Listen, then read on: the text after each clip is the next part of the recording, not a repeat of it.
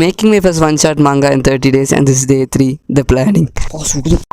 அதாவது பிளானிங்னா என்ன மீன் பண்ணுறேன்னா ஸ்டோரி போர்ட்னா ஸ்டோரியை போர்டில் எழுதியான்னு கேட்காதீங்க.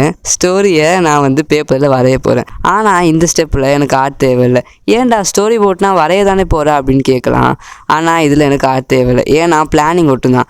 ஆர்ட் வந்து நம்ம மாங்காய் வரையும் போது தான் ஆர்ட் தேவை. இதில் பிளானிங் மட்டும்தான். இப்போ எதுக்கு ஸ்டோரி போர்டு? நம்ம சும்மா ஒரு பேனல் போட்டே வரைஞ்சிடலாமே அப்படின்னு நீங்கள் கேட்குறது எனக்கு தெரியுது. ஆனால் நம்ம ஓல்டு மாங்காயில் என்ன பண்ணுவாங்களாமா, எல்லாத்தையும் ஒரே பாக்ஸ் பேனலாக போட்டுருவாங்களாமா. ஆனால் அது வந்து ஸ்டோரி நம்ம பிளெயினாக கொண்டு போகுமா.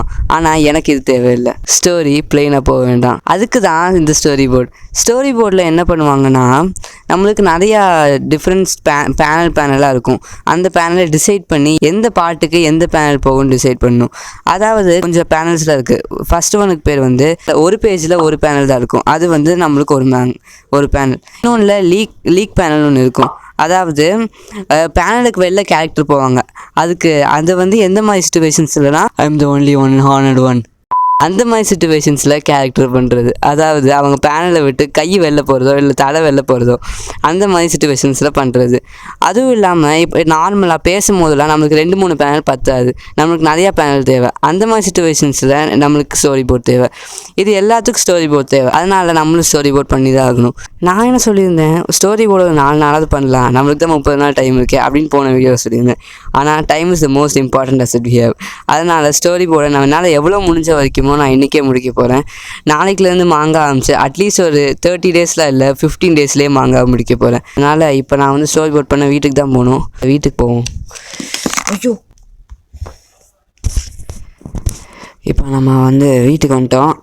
வீட்டில் வந்து இப்போ ஸ்டோரி போர்டு ஆரம்பிக்கலாம். அப்படியே பெஞ்சில் வச்சுருக்க மாதிரியே ஆரம்பிக்கலாம்.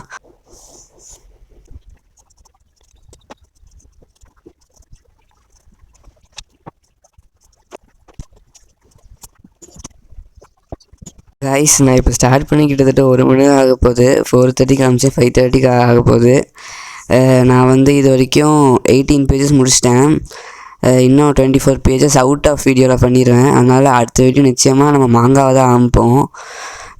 டைலாக எழுதிட்டேன். ஸ்டோரி போர்ட் கொஞ்சம் நல்லா தான் வந்திருக்கு. ஒன் ஷாட் இதுதான் ஃபஸ்ட்டு, நிறையா பண்ணுவோம். அதனால் ஃபெயிலியர் எந்த பயமும் இல்லாமல் நான் பண்ண போகிறேன். Meet you next video. சைனரா.